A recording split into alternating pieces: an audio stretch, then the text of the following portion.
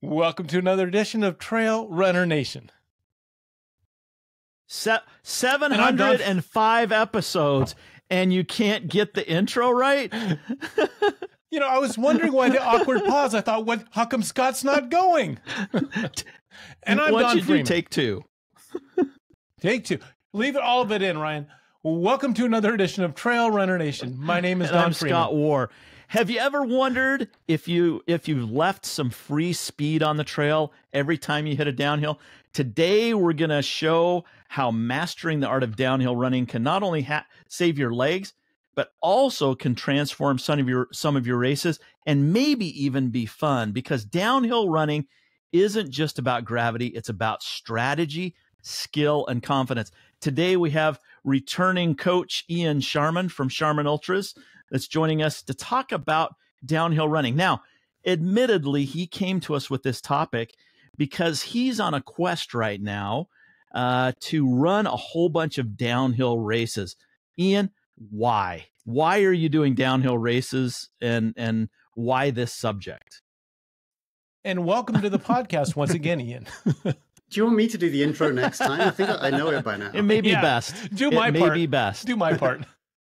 Yeah, so downhill running, I've always loved downhills. That's kind of been my relative strength, whether it was at Western States or Leadville or any 100-miler, and I just always seem to benefit more. Like my physiology works better for that. So that's where I start from. I like downhills and technical stuff. That's awesome. It might sound a bit weird, but sometimes, like in the summer when I'm training on the mountains and there's no one else around and I'm zooming down a trail, I'll have my music on and I'm dancing to the music as I run down. So it's like fitting in with the beat and just kind of really getting in the groove of it. So we need to hire a cameraman, Don. We need to hire a cameraman to go and secretly video Ian on the mountains as he's dancing. Any particular genre? Never been videoed, and no one is around when I do it.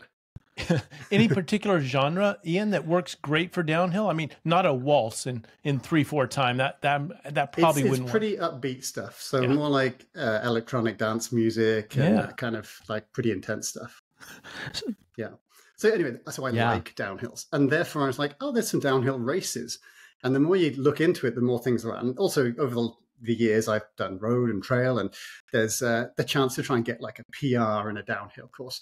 I personally think of it still as I've got my normal PRs and I've got my downhill PRs. They're obviously a separate category because they're quicker. But I just had, I think it's my 7th Revel race that I've done. So Revel do a whole load of these downhill marathons. They've got one outside Salt Lake City, one outside LA, one outside, where else is it? A couple more. Well, there used to be one outside Denver as well, but basically it's outside major cities, like from a mountain into the city. The one I was meant to be doing was a marathon that was 5,000 feet of downhill, but at 2 or 3.5 hours before the race, the marathon was cancelled because there was ice on the road, and so I was doing the half marathon instead. So, quick mindset shift, and then zooming down the mountain and trying to get the fastest run I've ever done. I actually broke my 1 mile official PR each of the 8 first miles. It was quicker than I've done in a race, in a 1 mile race. So these things are very quick, and that's part of the fun. It's not just that you can go quicker than you would in other ways, but there's something amazing about going at the paces they're going at in the Olympic marathon. It's like, wow, this feels insane. I can't do this normally. How do they do this and make it look like they're just jogging? But it is definitely something where it adds just a nuance of something different to do. And there's trail races as well. We'll definitely go into some of the kind of weird and wonderful options that they have there too. You said Revel, REVEL? What is that? I'm not familiar with that. They're just a series of downhill marathons. I think their idea is you can get a Boston Marathon qualifier easier on a downhill course. And so they have a few of them dotted all over. But I've done a few of those. I've done another one that was outside Tucson, the Tucson Marathon. That's a downhill one, not quite as extreme. But these are just kind of fun things to do for me personally. But also it gives you some good practice of just like having faster wheels than normal. Not that translates perfectly to what you'll do in a race that has up and down, but it's just another thing you can do in this amazing sport. You can do mountains and jungles and deserts and uphill races and downhill races and 100-milers and 200-milers and across the country and everything else you can imagine. And there's not many sports. The world is our playground, as they say. Ian, I'm curious. You love downhill running. You've been coaching for years now. I think that one of the apprehensions of people going into trail running specifically is maybe a little bit of nervousness or apprehension with the downhills, especially when it comes to some technical downhills on a trail on a mountain. How do you coach someone to overcome those apprehensions in a downhill run on a technical trail? Well, I know you guys have had plenty of discussions in the past as well about how to train for the downhill. So just at a high level, because there's other things I think are newer that maybe haven't been discussed here as well. But the simple thing is practice downhills. So do stuff that is not what you're used to. So maybe more technical or just going a little bit to the edge of what you can currently do. But I think people think that to be amazing at downhills, you have to do huge amounts of it. For these road races, I would do typically 3 downhill sessions over about a month in advance. And everything else is just normal training. But it's like a 10-mile downhill, in fairness, because I have that available to me with the mountain nearby outside Bend called Mount Bachelor. So there's a big, long downhill I can do. But you only need a little bit of that in terms of the leg strength and just the kind of coordination you get for a non-technical downhill. If it's a technical downhill, you need a lot more practice. So if I wanted to get good at that to the best I've been in the past, I'd probably need 2-3 months of regularly running on really hilly stuff, having plenty of particularly longer downhills, steeper downhills. But the main thing is you just go to the edge of where your ability is, kind of like doing a speed session. If you are at a certain level of fitness, you don't try and do the speed work for where you want to be in 2 months or what your friend did or what an Olympian did. You do something that is near the edge of what you can do, and that forces your body to adapt. And the adaptations you're getting here are going to be partly to do with coordination, partly to do with leg strength, partly to do with route finding, so you can get a better line so you don't have to brake as much. But the main thing is no matter how good or bad you are, is just to go to the edge of what you can currently do. Just go a little bit uncomfortable. So you don't have to go kind of all out and do some kind of crazy thing and fall over within 10 seconds. But you need to just be on your level of comfort and just going beyond that so that your brain and your body are forced to learn from it. During a race or during a training session, how do you convert a downhill into being an ally for you, something that is helpful and not hurtful? Because you get into a long run with a lot of downhill, your quadriceps start to fatigue, your knees start to ache. There's your foot has been shoved in the front of that shoe for many, many steps. How do you convert this downhill into your ally? Practice is the simplest answer. So, because then do those shoes work for you? Over the years, I found different shoes that I thought I had to get blisters every time I do a 100-miler because there's all, as you say, the downhill, your toes hit the front, you're going to get black toenails and stuff. If you have good fitting shoes and good fitting socks, it is possible to run 100 miles with no blisters because I've managed that and I didn't at first. So practice the gear that you're going to use. So backpacks, everything else. Practice just being on the kind of terrain you'll have in a race. The difficulty, of course, is if you don't have any of that locally. So maybe you're training for a mountain race, you live in a flat city, then you've got to do the best you can to try and mimic that. So that means being able to run on grass, run on mud, run on dirt, run on the side of a path versus the middle of it where it's maybe rubbed away and less technical. You can also do things like running up and down off a curb. So it's helping you with the fast feet. So be careful you don't run into traffic, but that kind of thing, or dodging between bollards is another one. But things that are making you just have the faster feet you need for the coordination of downhilling. There's also things you can do in the gym, kind of plyometrics and other things for strength. But the main thing you want to try and do if you're getting better at technical downhills is be on stuff that is ideally similar to your race or harder than your race so that you're getting used to that. So I would always do pretty technical downhills like scree and really steep mountain stuff ahead of Western States, which is not a particularly technical downhill at any point in that race. But then when you're on the non-technical stuff, it's nothing. Like your brain has been it's been programmed for the hard, really difficult stuff. So then when you get something a little bit gentler, you can just do it with so much ease. And it's not like you switch your brain off. You've got to concentrate still, but you've just got much more ability because you've trained for something more difficult. Go ahead, Scott. And then I'll get back to the downhill stuff. Go ahead. No, if you did this, that means you go first. I was going to. Oh, we've got a whole set of signals if you're listening to this at home. And I gave the trump card. I threw it down on the table, meaning I get didn't to see go the next. Trump card. So go ahead. You didn't see it? I didn't. Okay, good. So a couple of questions then, Ian, about downhilling. I've always heard, clear this up for me, should I lean back going downhill? Is there an advantage to that? Basically, no. You're going to be more likely to overstride, land on your heel, have higher impact forces. So you want to be, it's not necessarily leaning forward too much, but just don't lean back is probably an easier cue people can have.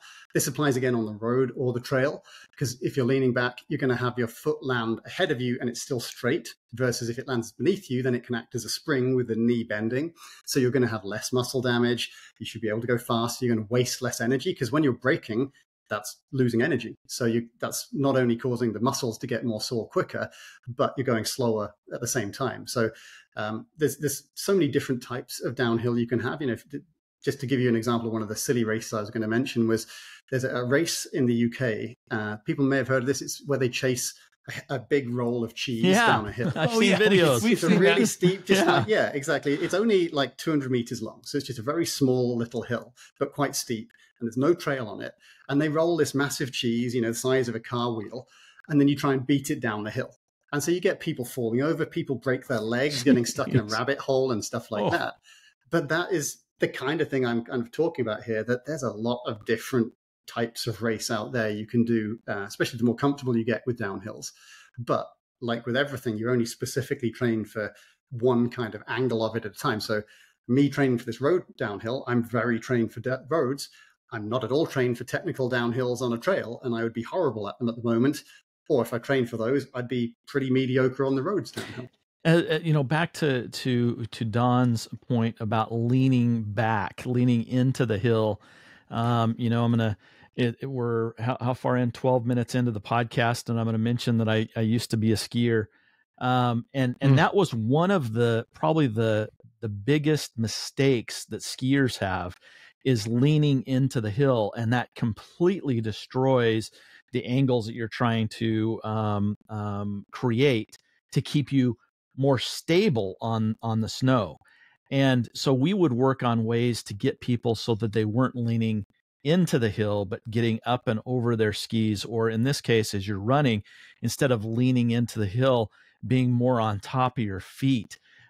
Ian, as a coach, are there tricks or exercises that you can think of that can help someone so that they feel more confident being on top of their feet rather than leaning into the hill? Because that's kind of a natural reaction. If you start falling forward, you move against it and you brace yourself.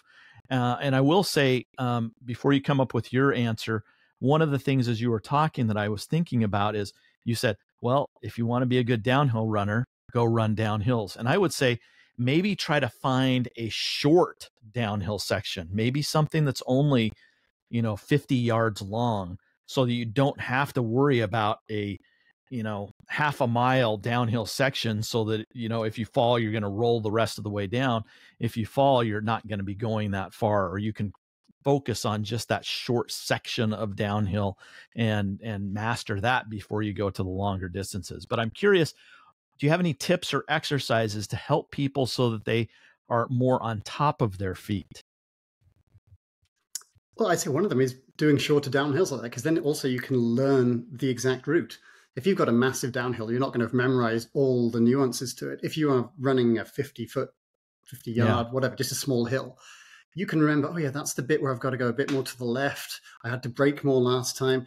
And you can afford to go a bit harder because it's only lasting a few seconds as well. So you can really help with the skill side of it.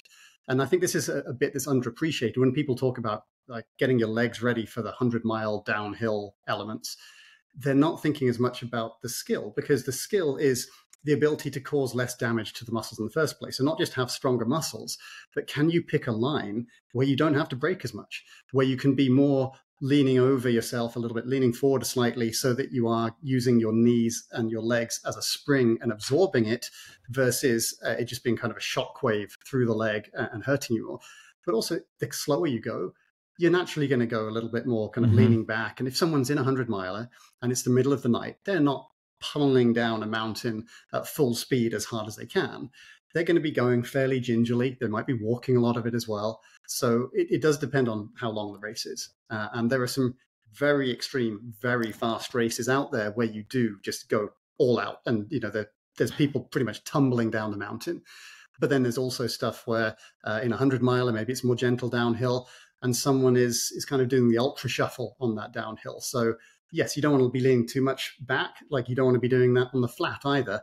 But as people get fatigued and as they go very slowly, it's probably going to happen to some degree. But the better you've got at doing this when you're fresh and in training, the better that's going to translate also when you're tired and hopefully prolong the point where you get tired. So if you're on a long downhill run race, as you said, you can't memorize an entire series of downhills and foot selection, spots to land. And it made me think back to when we talked to Ann Trayson, and she said, the best ultra runners are the best decision makers and the best problem solvers. And so you're problem solving and decision making at race pace down the hill. You're looking at the terrain saying, okay, what's the next best step? What's the next best step? I don't know how far ahead you look to do that, but you're making and plotting your course, which means you've got to think. And when you get fatigued several hours in, you lose the ability to do math, but you've got to lose some ability to chart a course. How do you stay fresh? Because it's important to be able to make good decisions. It is. Yeah. I mean, I suppose the main thing is be looking after yourself the whole time. So know what your limits are, know what's happened in previous races. Are you fitter than you were last time? And like I said, if you're in a really long race, you're going to get more muscle damage. If you have one downhill in a 10K race, you can probably go all out on that. Even if you've not trained on them much, you're just going to be more sore if you haven't trained on it as much. If you have 10 downhills in an entire race, on that first one, you've got to be thinking about how you're going to be affected 20 hours later or 40 hours later or something like that. So it is definitely more of a challenge that way. But the better you get at it, that translates to when you're fatigued, you're still relatively better. You'll be worse than you were at the beginning, but you're going to be in a better position than you otherwise would have been. A key thing to remember here, though, is not like this is going to suddenly transform your ability to do ultras or trails. Downhills are more about just minimizing how much they fatigue you in a really long race, or if you're doing a really short, fast race, yes, you've got to be very good at them to push hard. But it's, I think the phrase from fell running in the UK is something along the lines of, you don't win the race on the downhills, but you can lose it because you can trash your legs, but you're not going to go so much faster than other people that the downhill bit wins it. It'll be the uphill and how quickly you can do that, because that will be a greater proportion of the race. And it's also going to be more fatiguing because you're working harder when you're going uphill. And that'll apply in any race distance, but it's always good to put that context on it. It's not like you can just suddenly get awesome at downhills and then the rest of it doesn't matter. Speaking of trashing your quads, if you've ever been to Western States, run Western States, or been an aid station worker or volunteer at Western States, there are some long downhills, and that's probably one of the biggest ailments that we see out on the course is they're getting their quads just trashed because of these long downhill parts of the course. Is that because of poor form, or is it because of lack of quad muscles and conditioning? So as you're going into these sessions where you're going out and racing these downhill courses, are you doing more quad strength work? What is it the chicken or the egg? Is it quad strength, or is it technique that trashes their quads? Well, I'd say there's multiple things that are even beyond that. So if you go too fast on the downhills for your fitness level, or you go at a certain amount, but then there's just more downhills, and so you're going to be more muscle damaged at that point. There's going to be leaning back, so you're braking more, or you're not picking as good a line as you could, and therefore you're wasting energy having to brake more. There's going to be things like on a hotter day, you're going to get more muscle damage. So again, Western States as an example, if you're cooling yourself better, you're probably going to have more benefits to being able to have your muscles feel better later in the race. If you're fueling more as well, that's also going to mean that the muscles are able to cope with stuff for longer, because it should, at least in theory, mean you break down the muscles less for fuel because you've got enough fuel coming in to deal with that. So it's not just about how good you are at downhills. There's all those decision-making elements that Don was talking about that are going to be so important. So what is appropriate for you? And generally speaking, in a really long race, it's don't go too fast on the downhills. So you want to get better at them so you can go more casually at a good pace and it be easier for you. But you never want to be really pushing the downhills in a really long race. I have it to some occasions where I was like racing someone head to head and just seeing if I could get ahead of them and tire them out a bit more. But other than that, you don't want to just be treating every downhill as a chance to gain some time, or you're more likely to do pretty well for maybe half the race and then really badly near the end of it. Breaking down your muscles for fuel. You mentioned that. I don't want to put you on the spot to be a physiologist here, and I certainly don't have the answer to this. There's risk of not fueling yourself and then needing to cannibalize your own muscles to get you the rest of the way through the race. When you do a really long race, your body will start breaking down the muscle to fuel itself. That's one of the things that adds to the muscle damage, even if it's a dead flat race.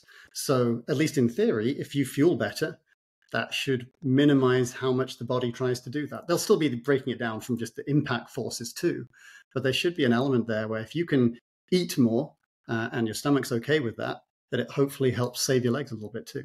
So it's breaking it down for energy, but not necessarily as a protein source. So are you saying, and help me with this question, all I need to do is provide fuel for my body, whichever fuel works for me, versus making sure I have some protein with, through the aid stations, if there's a question there. It's not like you could have protein and then your body will say, oh, you've got plenty of protein, I'll rebuild the muscles as we're going. You're damaging the muscles, and that's a process that takes days after the race.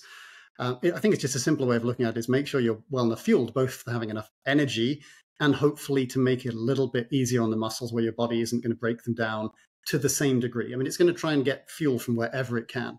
Yeah. So if you give it a bit more fuel coming in, it doesn't have to kind of search around for breaking down the muscles. Of course, part of that is you're getting the carbohydrates out of the muscles as well. So that comes as part carbohydrate, part water. But it's just that you can potentially have a bit more damage from underfueling. And I think maybe people don't realize that that's a potential impact. So in relation to that whole discussion, Ian, do you fuel differently on a downhill marathon than you do in a regular marathon? No, because it takes less time. So it's more how many minutes and hours am I going to be fueling for? So I have exactly the same fuel. My standard is 5 gels in a marathon. And I start that from a bit before halfway, and then I open a gel, make it last 2 or 3 miles, open the next one. And so every third mile, I will have another one that takes me up to like the low 20s. So I do the same, whether it's a downhill or an uphill or a flat or anything else. It's more the amount of time I'm out there. But that's also because it's only a marathon, not to say that a marathon is short, but you don't need that much fuel for a marathon. You've got a couple of hours worth of carbs in the body anyway. So if you're out there for 2.5 hours, you don't need a huge top up to that. If you're out there for 24 hours, you've got 22 hours worth of fuel you're needing in terms of carbs. So you're needing more per hour. So it's more the amount of time, I'd say. So, and also because it is only 2-3 hours, not that long, if you've got enough good training, you can manage to just kind of hammer the whole time and just about hold on to the end. If I had 100 miles of that, no way would that work. You'd have to pace a lot more conservatively, not just for the energy and the effort it takes, but think how if you had a 20,000 foot downhill in 100 miles, non-stop downhill. So you're starting most of the way up Everest, running to sea level. If you had a 100-miler like that, I think no matter how fit and how good your legs are, you're going to have to factor in a lot more muscle damage than you would over just a marathon. I want to go over a philosophy that I have when I'm running downhill. I don't know whether anybody has called me this, but I've called myself this. I like downhill running better than uphill running.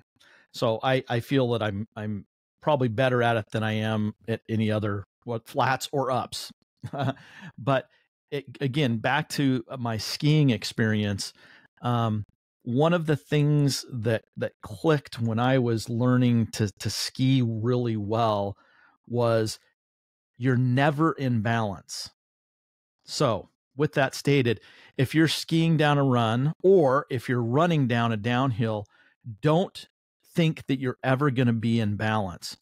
Always be moving to get yourself in balance, if that makes sense. So if you feel out of balance, your first reaction is to freeze and to tighten your muscles and stop moving. And that's when you get in trouble. if you continue to move in the direction, or I'm trying to think if it was Scott Jurek or who it was that said this, run like the water flows. So pick your line and keep moving. Water never stops as it's going down the hill. It's not going to go, oh, corner, stop, freeze. It's going to keep on going. So as long as you keep on going and think, if I'm out of balance, that's okay.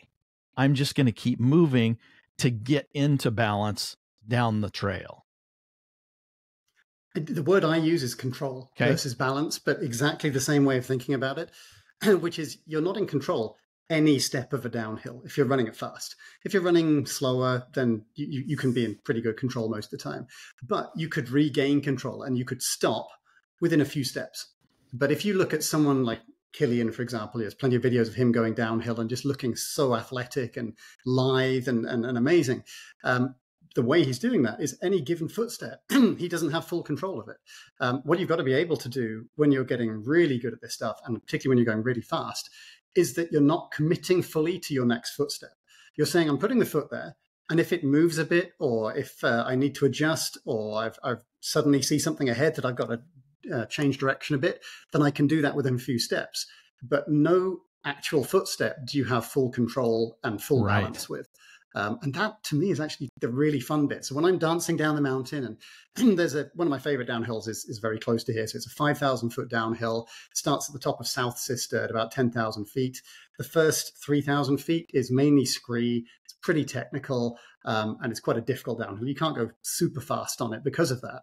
But you can kind of dance your way down, and that's where the music's helping, as well as you're trying to go with it, and things move under your feet, and you're on the next footstep, and you can do that and not fall over, because you're never fully going, okay, this footstep has to be solid, and then if I need to stop, or if it moves, I stop and freeze. Instead, it moves, and you get the next footstep, and the next footstep, and you just do that the whole way down, and you never have to be in control at any exact point. You just have to be able to regain it within a few footsteps if you need to. I was just reminded as you were talking and you mentioned Killian's name, and I remember the scene from the documentary Unbreakable, where he and Anton Krupicka, Hal Kerner, and Jeff Rose, I think they were all together, and they were running down a downhill section, and the videographer was right behind them, and Killian was just having a ball. And there was a part where he went up on the side of the hill and kind of jumped up in air and kind of did a Ryan, what do you call the skateboard trick? Kind of an ollie? Is that what you call it when you grab the board?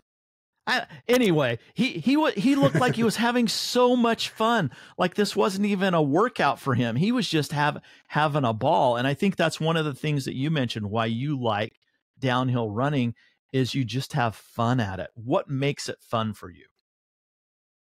Well, I think of it as playing. It's not just working or running or exercising. It is more like you're doing a game. And so, yeah, I know the exact moment you're talking about from the Unbreakable movie.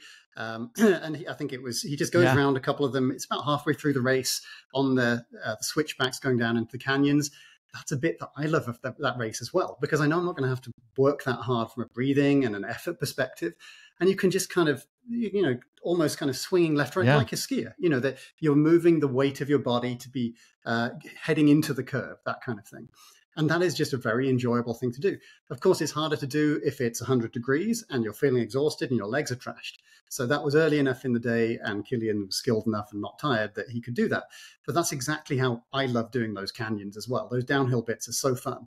And funnily enough, actually, I had a similar moment 3 years ago at Leadville, where it was Anton going down Hope Pass on the front side of it on the way back. And I was like, there's a few miles this downhill left. I'm having a bit of fun here. And I just kind of bombed down and passed him on that. And then he kind of latched onto the back of me very quickly. But it was fun.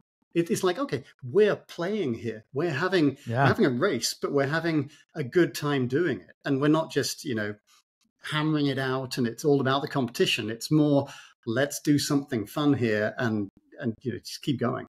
Although we're sitting in chairs, I can see the ease of the downhill description you're talking about. You're relaxed, your shoulders are relaxed, and you're just describing this descent. And then it made me think, we can fight it which takes a lot of energy. There's energy that it takes to fight something, or you can go with the flow and make it easy and fun and light and entertaining. And there's less energy in that, mentally and physically. So I think that's a great point. Learn to dance down the mountain and enjoy it. Don't fight it. And one of the tactics that you can use is to focus on your breathing, or Ian said, focus on the beat of the music.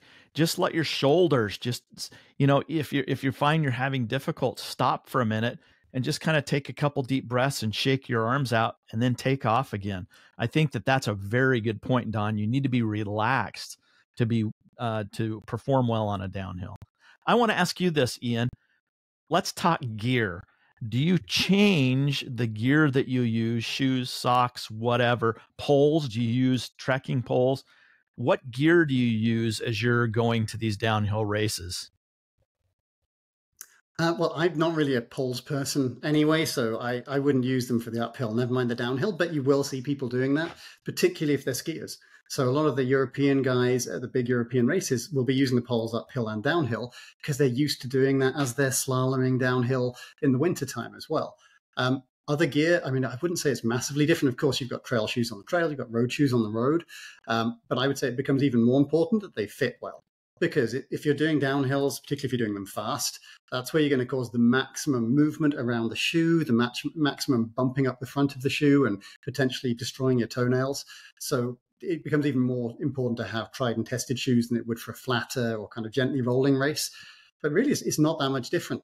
Of course, a shorter race, you're carrying less stuff as well. You know, I wouldn't have a backpack for a 5K race, but I would for a 100-mile race, potentially. So that changes too. But otherwise, not a dramatic difference, I'd say, there for mainly downhill stuff. Do you lace your shoes any different for a downhill race? I do, yeah. Since I first got into trail running, I have a way of doing it where rather than a standard way of doing the laces, I have it go, the last one goes over at the sides and then through, so it just tightens it a bit more on the top. And there's multiple different ways you can do shoes, but and you can very easily Google what is a way of keeping your foot more in the shoe so it doesn't hit the front as much. And so it doesn't make the whole thing tighter. It's just to stop you from sliding around too much. So I've done that forever. Even for just flat running, I have my shoes done that way because it just feels more comfortable in case there is a downhill. Because even the flattest race might have, a tiny little downhill here or there, and you don't want your foot to move around and give you a blister at any point. I wanted to, since I wrote it down, I'm going to back up just for a second and talk about this protein that's used your muscles becoming a source of fuel. And as you were talking through it, I wanted to make the observation that the body is so resourceful, whether it's muscle or whether it's fat or whether it's a carbohydrate source, the body will recruit just about anything it can to give you energy that you need, because that's why we're still here on this planet. We're amazingly resourceful and able to take care of ourselves. So I'm not surprised that muscle is a source of energy and a source of fuel. Think about it with someone starving. Yeah. If you don't eat for a few days, you're going to waste away. And part of it is your body is trying to get fuel wherever it can. So it'll use your fat reserves. It'll break down the muscles. It'll break down everything trying to get some fuel before you get to the point of death. And not to say that ultra running is getting you that extreme, but it's the same principle. Yeah. Okay. Now I can cross that off my list here. I wanted to bring that because it became clear as you were speaking. I go, of course, the body is going to figure it out. It's going to use anything it can. We've talked about some of the tricks or tips and some of the strategies in downhill running. As a coach and as a leader of a coaching network at Sharman Ultras, I'm sure the coaches get together and say, okay, let's talk about downhill running. What are some of the common mistakes you see out there with downhill running? So picture yourself at one of these races. Let's say you bombed the race and now you're sitting and watching some other people that are coming down. What are the mistakes that you see and how do you correct them? I would say probably the biggest one is people try and catch up time on a downhill. So maybe either they were going slower than they wanted uphill, or they're thinking of like their average pace to get to a certain point in the race. And it's like, well, if I went slower uphill, I've got to go faster downhill. And then particularly the same mistake I think people will make when it's maybe a cooler part of day and they know it's going to be a hot race, or it's a flat section that's runnable versus a technical section that's less runnable, is a lot of runners will think, I've got to take advantage of this. I've got to push harder at this stage.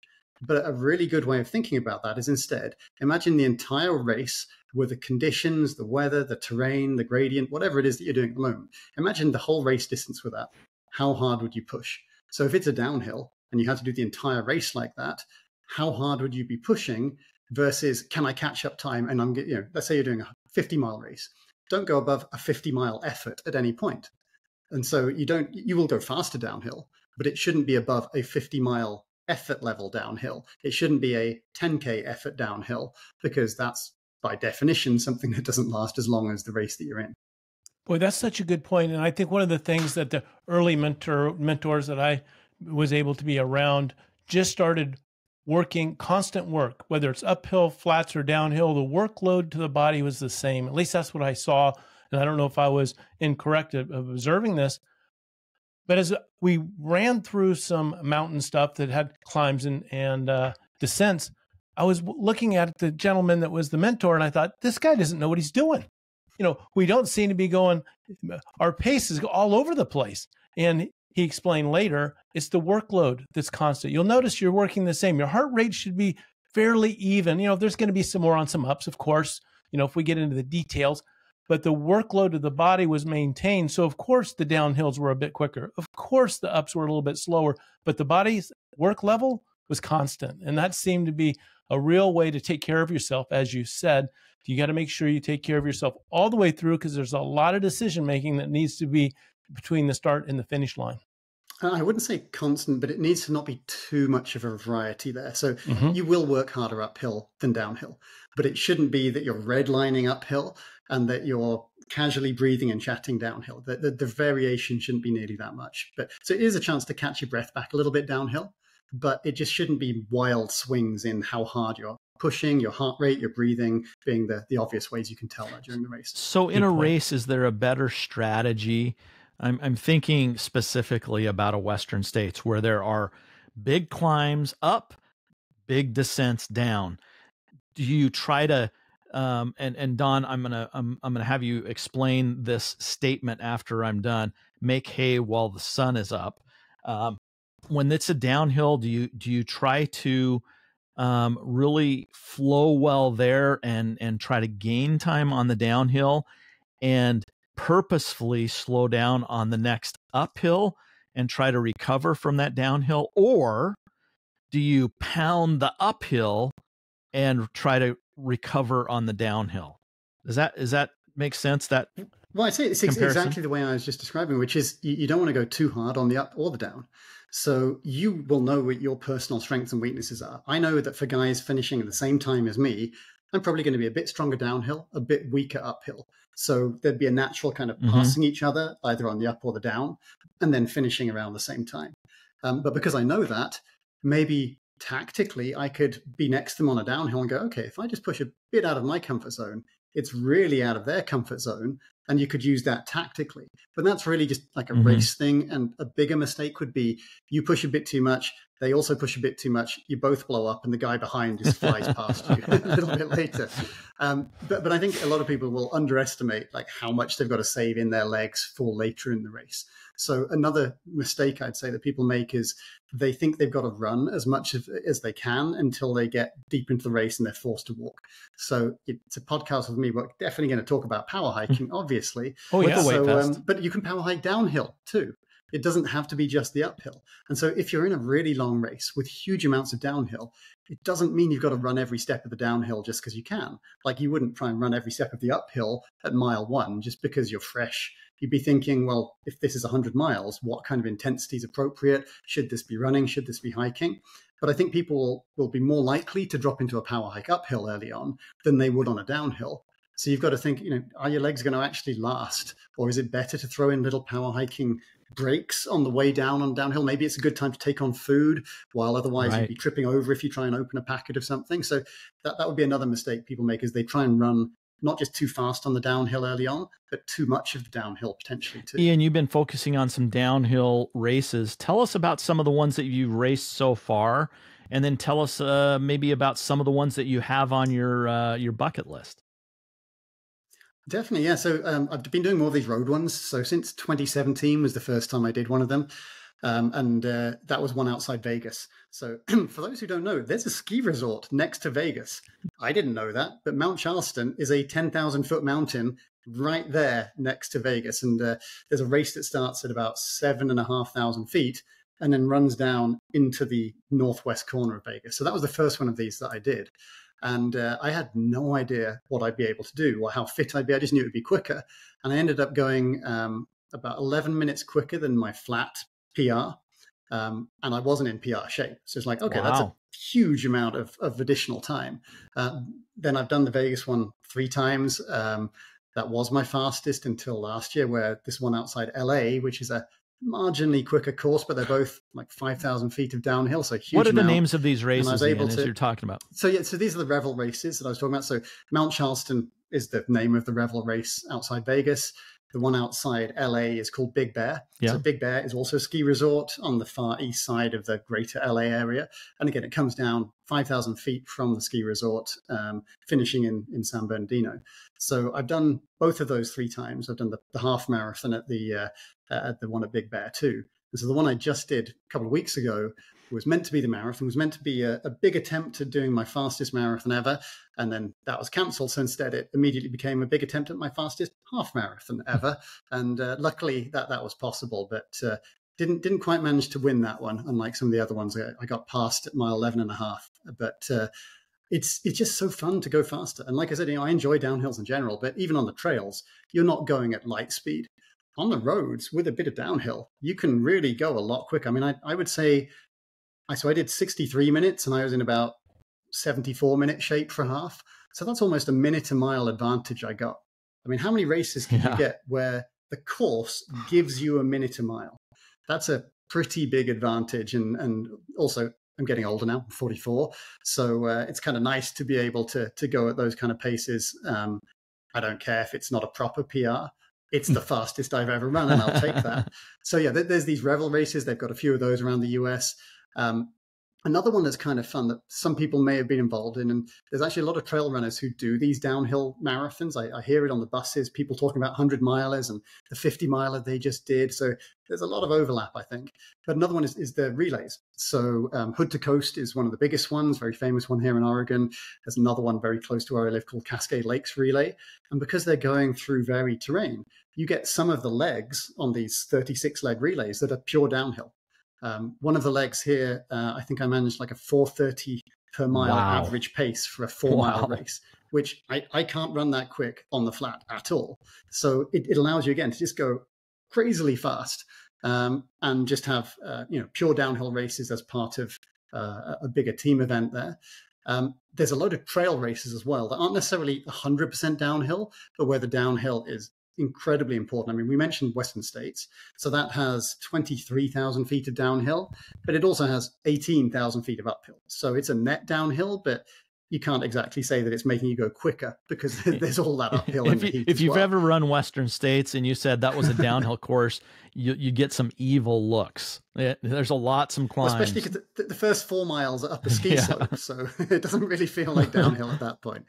But there's other ones that are kind of similar. So one of I think the biggest downhill I've ever done was at a race called Transvolcania, which is in the Canary Islands off of Africa. And so that's been a major race for a decade plus now. 43 miles. The final downhill, when you're almost 40 miles in, or like 30 to 40 miles into the race, it's a 10-mile downhill, 8,000 feet of downhill in one go. You go from 8,000 feet to sea level, and it's at that would be a 15 to 20% gradient the whole way. So that's an insane downhill. If you haven't practiced your downhills and then you have that in a race, your legs are just going to be complete jelly. So that one was a very fun one. Plus, you're getting this beautiful view of, you can see both sides of the island. When you're that high up, you're looking on your left and there's the sea. On the right, there's the sea, and you're coming down a volcano, hopefully quite fast still at that point in the race. One of the other really famous ones that I haven't had a chance to do is the Mount Marathon race in Alaska. So for people who haven't heard of that, it's a 5K, but it's a 5K where you go up 3,000 feet and down 3,000 feet. So it's a very, very aggressive, very technical race where you've got to do an insanely a steep uphill, and then you pretty much fall off a mountain for 3,000 feet in a mile and a half. And that one, yeah, I've seen the videos of it. I haven't had a chance to go to it, but that's one where if you can't run a good downhill, you've got to run a good uphill as well to be at the front of that. But you've got to run a really aggressive downhill. What about fell running? It's been years since we've done, we did a couple episodes on fell running, and I'm trying to remember, I think there's a good bit of fell running that is downhill. Is that accurate? Well, fell running is, fell is a hill. You go up a hill, you go down a hill. There's varying distances. A lot of them are sub-ultra distances, but there's also some ultras out there. One of the only downhill ones that I was able to look up is in Wales, near Mount Snowdon, which is the tallest mountain in Wales, and it's called the Tryfan Downhill Dash. It's only 3/4 of a mile long, but it's a 2,000-foot downhill. So again, you're pretty much falling off a mountain.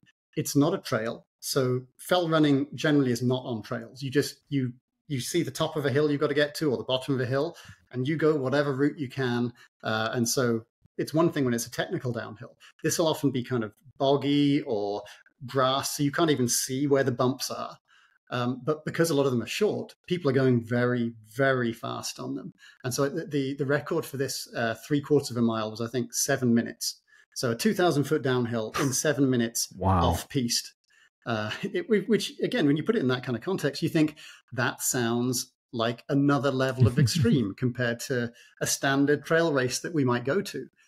But again, talking about different types of race, why not try stuff like this? Why not? And it doesn't have to be an official race. It could just be there's a local hill nearby. It could be a Strava segment.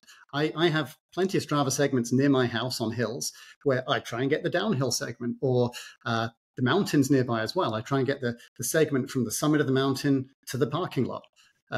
There's going to be usually multiple things in an FKT there. There'll be the how quick can you get to the top? There'll be the how quick can you do the round trip? And then not usually is considered, but I consider it, is how quick can you just do the downhill bit of it?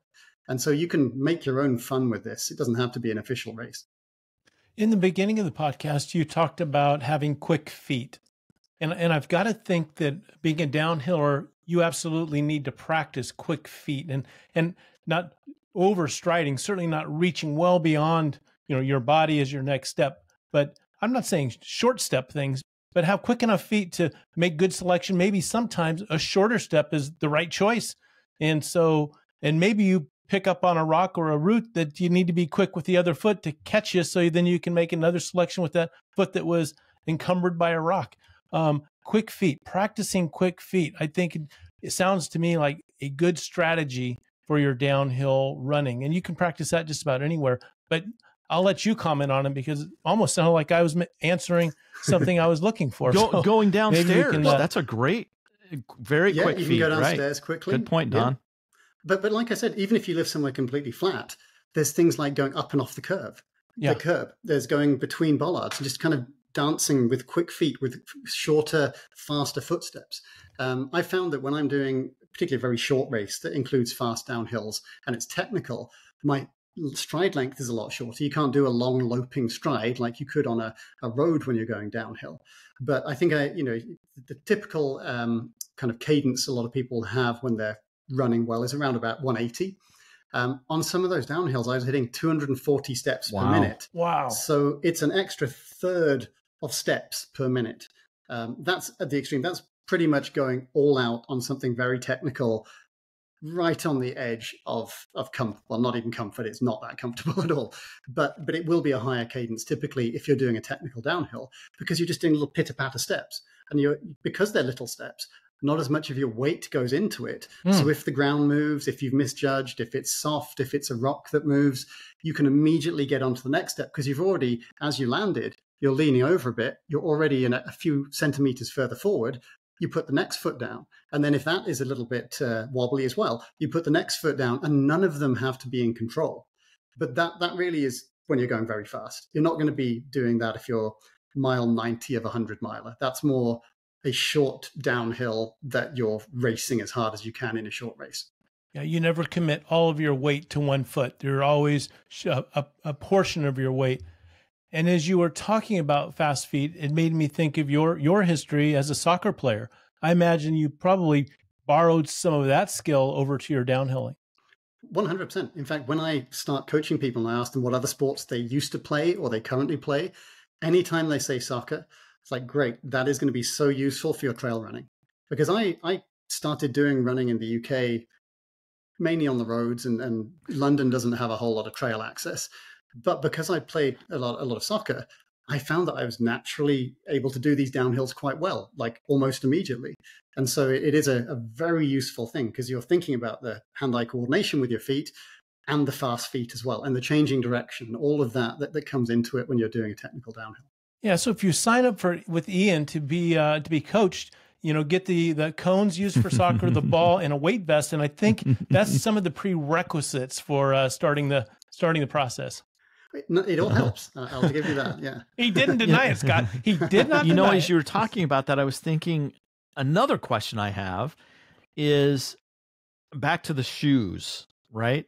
You would think that the knee-jerk reaction would be, let's get some of those cushion shoes as I'm going downhill to help absorb some of the impact. But I think that maybe you may want to consider a low stack height shoe and try to give yourself the ability to learn the terrain, build your proprioception skills on a downhill. So maybe you don't use those on a race per se, but what are your suggestions?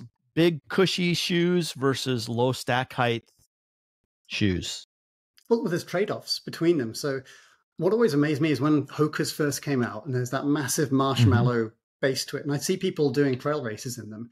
And I think, but how can you feel the terrain? How can you change direction quickly? Because they're not suited to that, but they are suited to going slower. The bigger risk if you have all that cushion, particularly at the heel, is that you're more likely to overstride. So I wouldn't say that it's helping to save your legs from muscle damage. It might actually be causing you to get a little bit more, say, leg fatigue, even if it's saving your foot a little bit because of that cushioning. So the way Altra would always describe this is like a boxer. So a boxer has a glove, and that stops you breaking your fist. But they get all their injuries in the shoulder because it just transfers where the impact has to be. So same kind of thing with cushion shoes. It'll stop your foot getting damaged as much, but you might get a little bit more damage if it allows you to have poorer form or overstriding in your legs. But it definitely makes it harder to have that proprioception. Yeah, and to that point, as you're describing that, why transfer that load or that demand up to the knee or the quads or the hip when your foot is full of breaks? You've got the tendons, the arch in the foot, the muscles in the feet go up to the ankle, through the shin. You've got all of these other musculature that's supposed to be offloading some of that force, but instead with a big stack shoe, you're just blinding yourself and not using those tools that are there and just passing it up the chain to your quads. And that's going to really fatigue you by the end of the race or into the run. Potentially, yeah. So it's not like a cushion shoe will save your legs. Yeah. And it may make you run a little bit differently, or it may allow you to have a bit more of an overstride and not get injured by it as quickly, but it might cause other issues there. So I'd say that, like I was saying, with the trade-offs, if you're doing a really fast technical downhill, I would be amazed if anyone could do that in really cushion shoes, because you've got to change direction. You've got to be massively agile, and the big chunky shoes do not allow you to do that.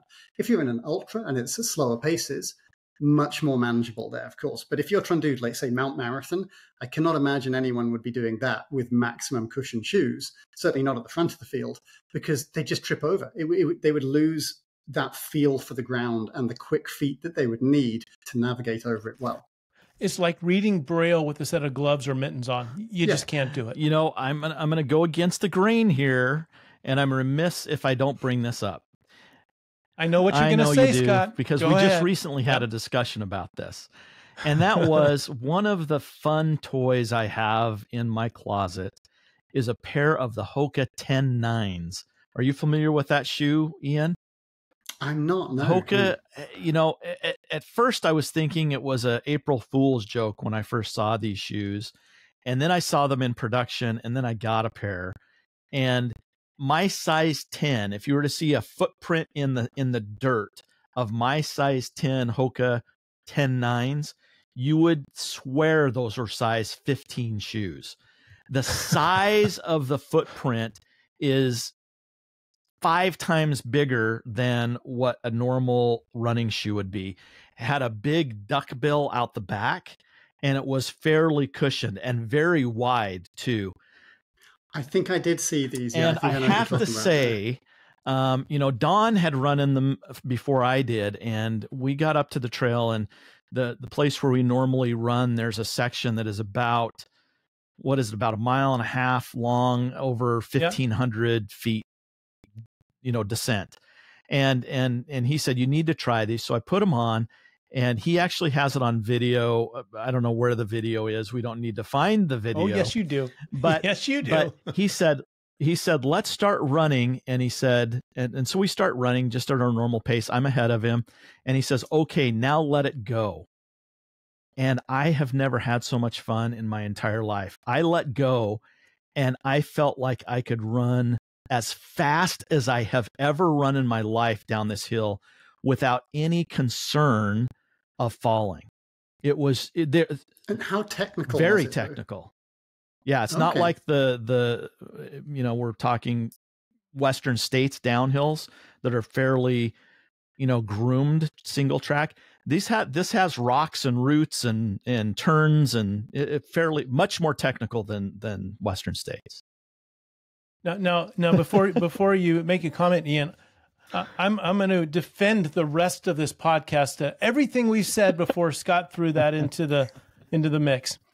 That what it did was, for a short time, it gave you extreme confidence. There was so much grip. If you looked wasn't at this, slipping at all. It just felt like wherever I put my foot, I'm not moving from this spot. So it removed the fear and the caution and being, had we practiced fast feet and running like water and being light and dynamic, proprioceptive, equipped, the whole bit, we wouldn't need that shoe. It's much like swimming with a bunch of inner tubes wrapped around you. There's really no risk of going to the bottom of the pool. And that's what it was like in those shoes. It just gave you a false sense of security, and you just found your true potential. Scott, and you can run like that. You don't need that shoe. You can run like that. But they are fun. But do you guys think maybe it's like a car having all the electronic aids? Like it's got the dynamic stability control and the ABS and stuff.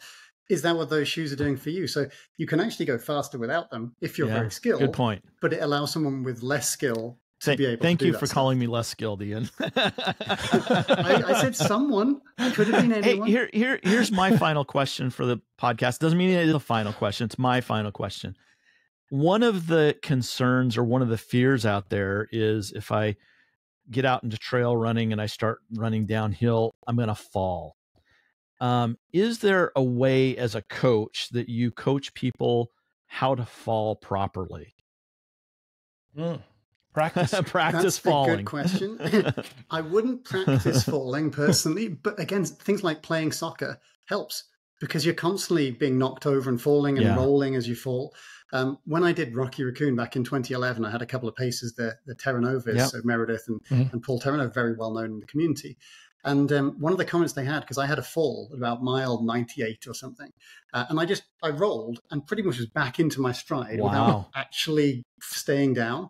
And they said it was really weird to see that. Like you tripped over, but you didn't properly fall. So if you can roll, that helps. On a technical downhill, that's probably not going to help because there'll be rocks, and you can't roll over spiky rocks. Yeah. You just get skewered on spiky rocks. One thing I would say, though, is that you generally won't fall on the technical bit. And so if you're pushing yourself, your safety mechanisms in your brain are not going to allow you to go so hard that you're immediately going to trip over. When you will fall is you've just had that technical bit, and then it evens out a bit, and there's a pebble, and you switch off, and you fall on the pebble. That's the way I always fall. I have never fallen on the technical bit. I've always fallen right after the technical bit. It's when you drop your guard. I think that's a very good point, Ian. Thank you. Hey, this has been a lively discussion. I love this, and it actually makes me want to go out and run some downhill sections. I've been practicing some uphill hiking recently, but I think I want to go try some of the downhill sections. So, Don, that's what we're going to do on our next run. Well, the good news, Scott, at the top of every hill, there's some downhill, so that'll be easy to do. And you can race each other. You can make it a game. You can play all of those. I'm gonna practice. We're gonna put the same song on our headphones and see who dances best. As long as it's not the Dixie Chicks, Scott, that famously you listen to and turn into a competitor of Ian Sharman's there when you put that on. I want to see a video of this, and I want to see you actually do that. But let's see a video of the two of you dancing down a downhill. And I will, well, maybe not yet because it's going to be snow on the mountains now. But for next season, how about ABBA? Let's make a commitment. We have to dance down the hill to an ABBA song. You could be whatever your choice is, but it has to be ABBA. Well, it'd have to be Dancing Queen, wouldn't it? I mean, if you're going to dance to it down a hill. Hey, Ian, it's we're coming into Christmas now, and people are looking for ways, gifts for their running friends, running buddies. What do you think about a coaching gift card? Do you have something like that? Give your friend a. Conveniently, I do. Oh, wow. Yes, that's very good. You brought that up. Well, coaching in general, but that is not the cheapest present. So that's more quite a big commitment for people. But we offer gift cards at Sharman Ultra, so any amount you want doesn't expire. And you could use it with whichever coach you want, but that might be a good way to not have to fully commit to the whole cost of coaching, but to kind of nudge someone in the right direction and give them something really helpful for I'm thinking some of those people that you know that have never had a coach, maybe give them a gift card for some coaching sessions and encourage them to maybe look outside, push their box, open their box a little bit more and expand their running skills. And that's what today's podcast has been about. It's about try something new. There's a lot of things that maybe you thought weren't even for you or that you kind of include in your running, but you didn't focus on that as much. Do a new type of race. This is the perfect time of year to think about what you're going to enter for next year. Do some new stuff. It doesn't matter if it's downhill, but just whatever. Do some new stuff. It's always fun. And I think one of my biggest takeaways, Ian, from this is I shouldn't be working so hard on the downhill. The hard part should be my foot choice or selection, but not, fighting the hill and putting the brakes on and using energy to feel safe. I should improve my skills so that I feel safe and I can take advantage of what the trail's offering me, which is some nice downhill and some speed. We've had a lot of good hippie kind of phrases of, flow like the water. Yeah. Be one with the mountain. Right. Just do that kind of thing is what we're looking for. Excellent. Ian, thank you so much. Get on your shoes, find a good downhill section, and then run. Mas.